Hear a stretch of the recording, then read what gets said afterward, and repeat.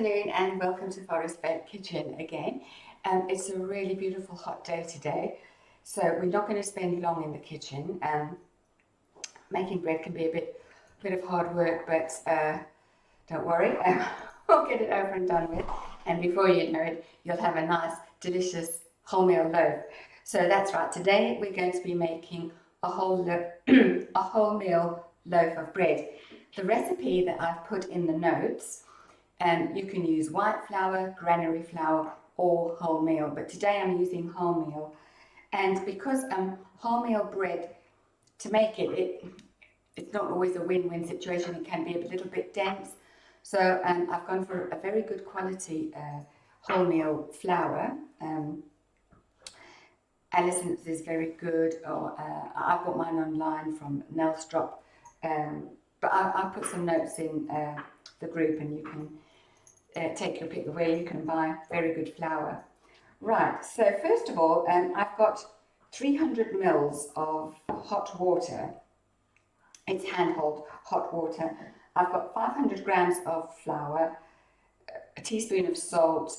I'm going to do 2 teaspoons of olive oil and a tablespoon of olive oil and a tablespoon of honey. So first of all, we're going to put all the wet ingredients together, and I'm going to add my fresh yeast to the water. If you're using dry yeast, use half the amount. So I've got 15 grams of fresh yeast, but you only need 7 grams of the dry yeast. So that's the 15 grams of the fresh yeast.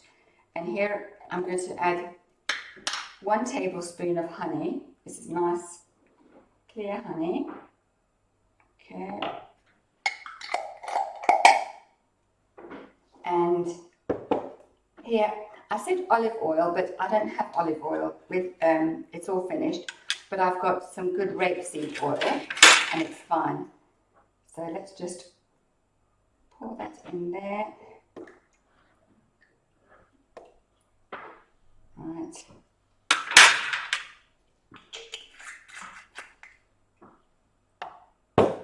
Just going to give this a little stir, and it will give the yeast time to dissolve.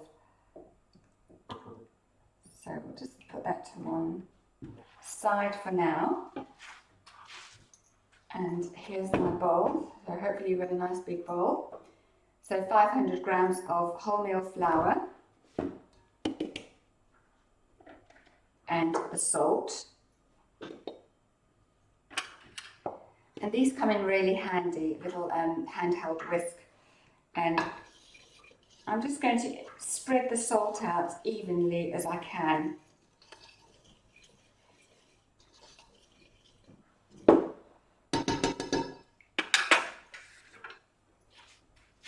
So clear the decks, you'll see why I'm going to clear the decks in a minute.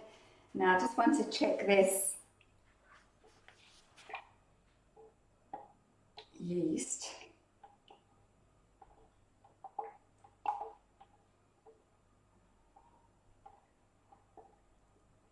There are some farm shops, aren't there, that are supplying fresh yeast, and I quite like the fresh yeast, but saying that the dry yeast is just as good.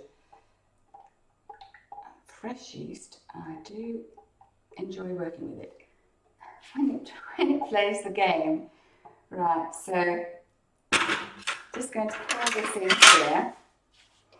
And I usually quite like stirring with a knife when I've got tons of flour and not too much liquid. So just going to pour all that in there. That's everything we need. Just going to try and incorporate it. And this is going to form into one big dough ball. Oh, that knife is making a horrible sound.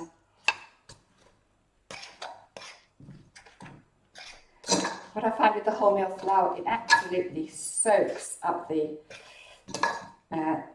any liquid that you've got in your recipe.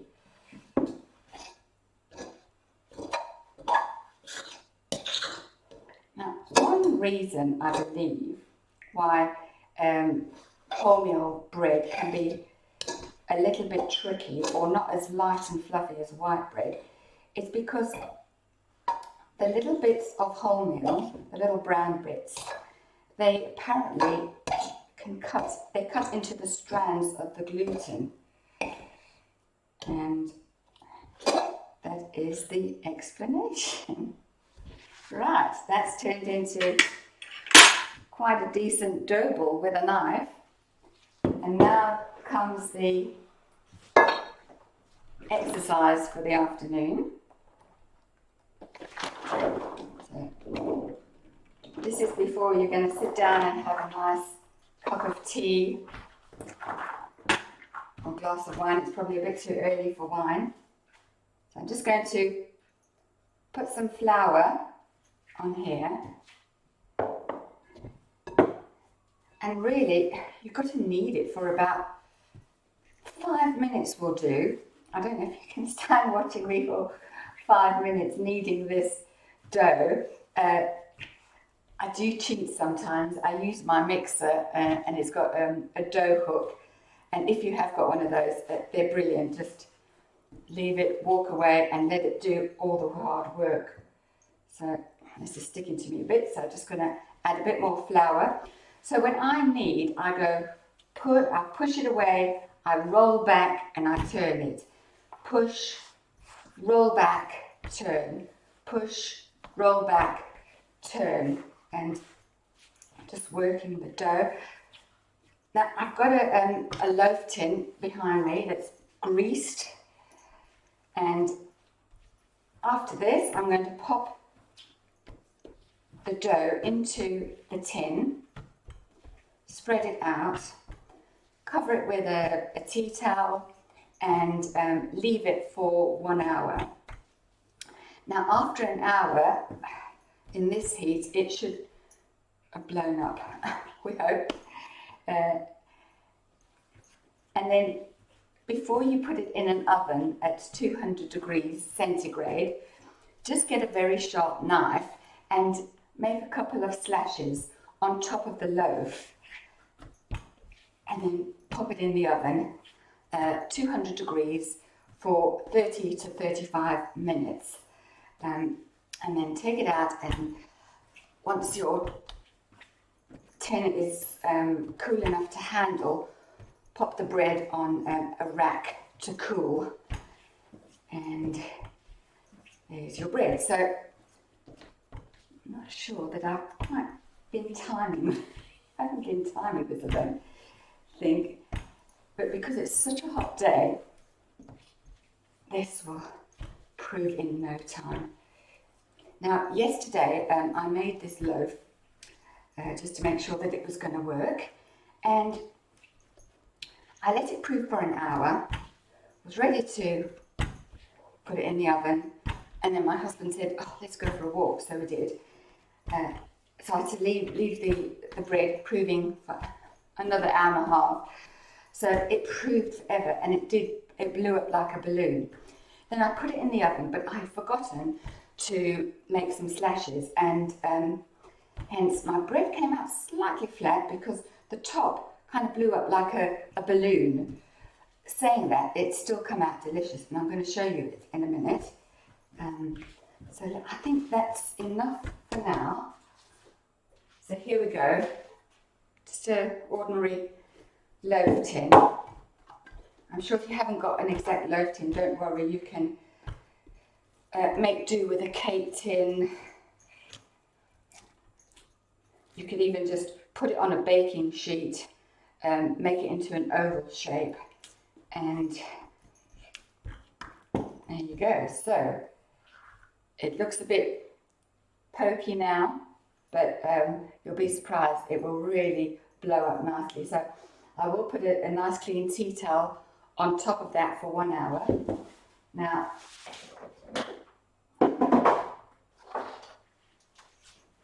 this is yesterday's loaf. Hope you can see that. I've had a couple of slices already. It's really tasty. It's quite light actually for brown bread. I'm really impressed. So